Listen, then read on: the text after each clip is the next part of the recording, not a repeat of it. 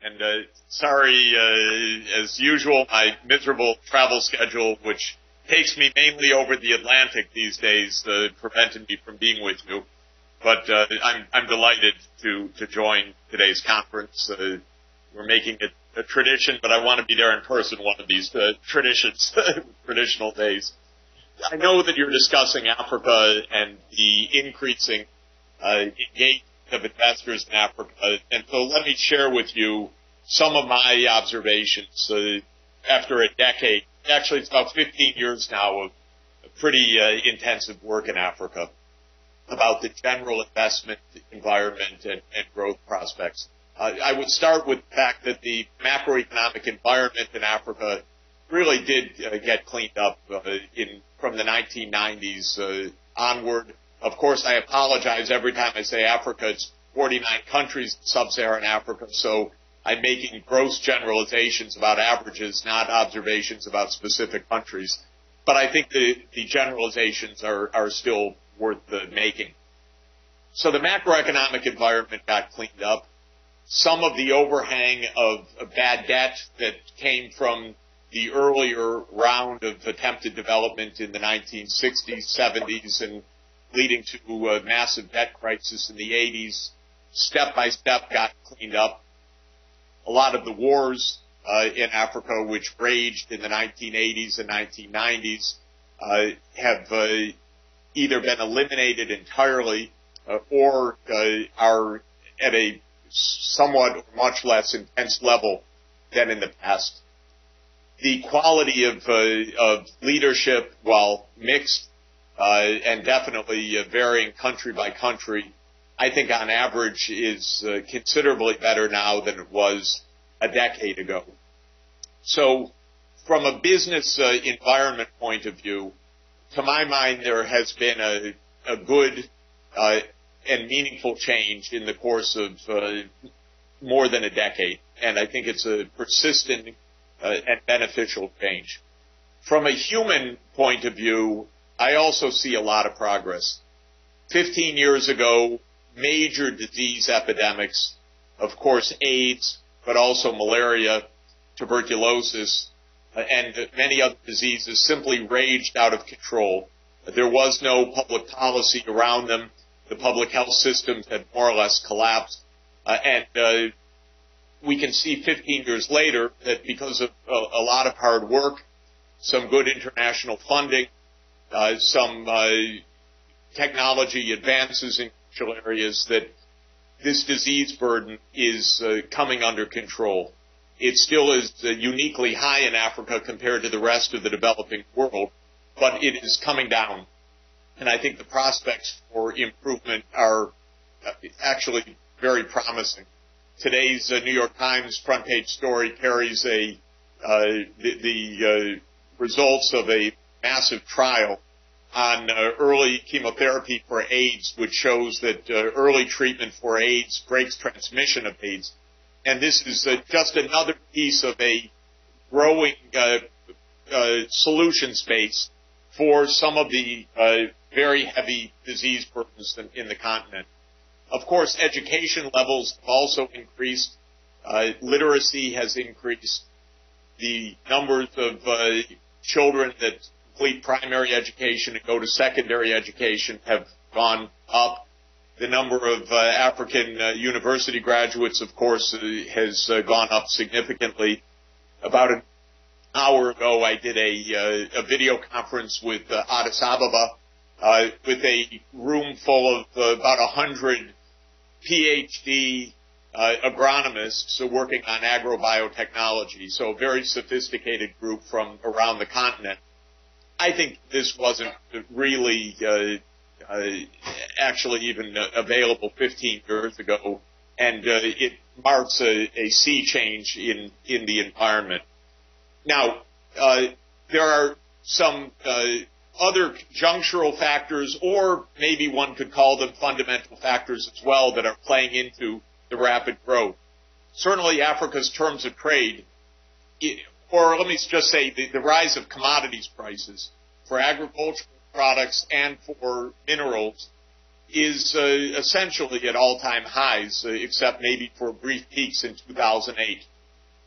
So while the high hydrocarbons prices and high minerals prices and high grain prices are punishing actually for some of the net importers in Africa, they also mean that there's a commodities boom underway in a lot of the continent.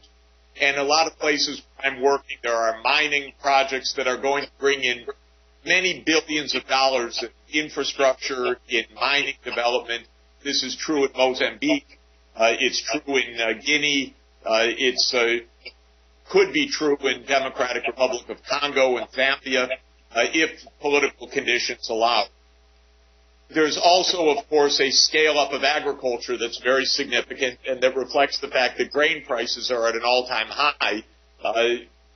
Actually, that's not quite true. They're at a local high over the last decade or so, and this is bringing money into agriculture of all sorts, both staple crops and other agricultural commodities. Finally, the other positive fundamental feature that I would mention, actually, just to step back, this rise of commodity prices, in my opinion, reflects China more than anything else.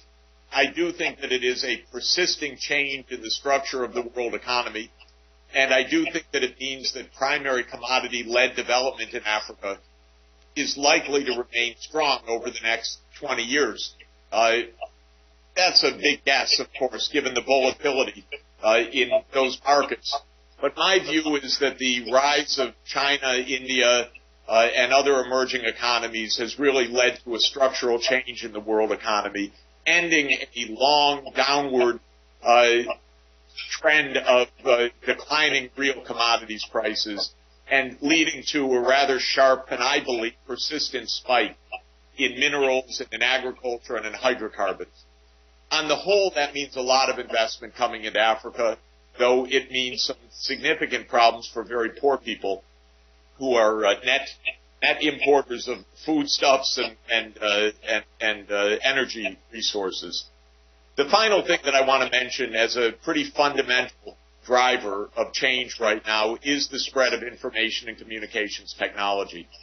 6 years ago, when we started the Millennium Villages Project, which is in 10 countries in Africa, there were basically no phones anywhere in these villages. Now I would say that phone ownership penetration is probably 30% of households. Every one of the households has wireless, and almost all of them have 3G, either already or coming online very soon. So wireless broadband is an imminent reality that is very pervasive. My view is this is going to revolutionize every aspect of development. It's going to change healthcare. It's going to change education. It's going to change farming. It's basically going to definitively break isolation, which is the number one barrier to successful economic development. So all of this is to say there are reasons why Africa is achieving 5.5% to 6% per year aggregate growth right now. This is not simply a business cycle or a conjuncture. It's a structural change, it's a technological change, it's an improved business environment, and it's an improved human capital environment. But what makes this so complicated is that there are definitely forces that are very worrisome and very dangerous. And so, like so many things in the world, it's really a race against positive dynamics and the negative dynamics. What are the negative dynamics? The first negative dynamic that's very important is climate change. We're already in the midst of a quite deep structural change in climatology in the African continent, as we are in other parts of the world. More prolonged droughts, more unstable rainfall, shifting climate patterns, and, of course, higher temperatures. And higher temperatures in an already very hot environment is a very dangerous proposition for disease transmission, for human health in general, and for agricultural productivity. So I'm extremely worried about climate change. This has nothing to do with African governance. It's all imported from the rest of the world. and it's probably one of the two greatest threats that Africa faces. The second major threat is demographic. Africa's population growth remains extremely high, by far the highest in the world. Total fertility rates in rural Africa remain often 6 or 7 children. There has not been the demographic transition in Africa yet, and the UN just came out with its 2010 population revision, which you can find online, and it's a pretty shocking reading. What it says is that sub-Saharan Africa's current population is about 860 million. By 2050, it is on a demographic path estimated to be 1.9 billion people. In other words, African population would go from roughly 12% of the world's population to more than 20% of the world's population. This year, the UN Population Division extrapolated, obviously with huge error bands, to the year 2100. And the medium forecast puts the African population, of course this is kind of wild extrapolation, but it puts the African population at 3.3 billion people for a world population of 9 billion people. In other words, well over 1/3 of the world's population would be in sub-Saharan Africa. I personally believe there would be a social and economic and political breakdown well before this occurs, or a demographic transition, to be much more optimistic about it.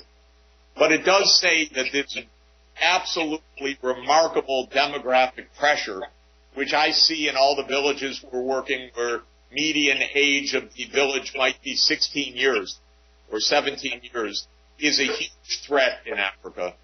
And I sense a latent, very strong demand for long-term contraception and family planning, because when we introduce those services in places where we're working, we find a big uptake.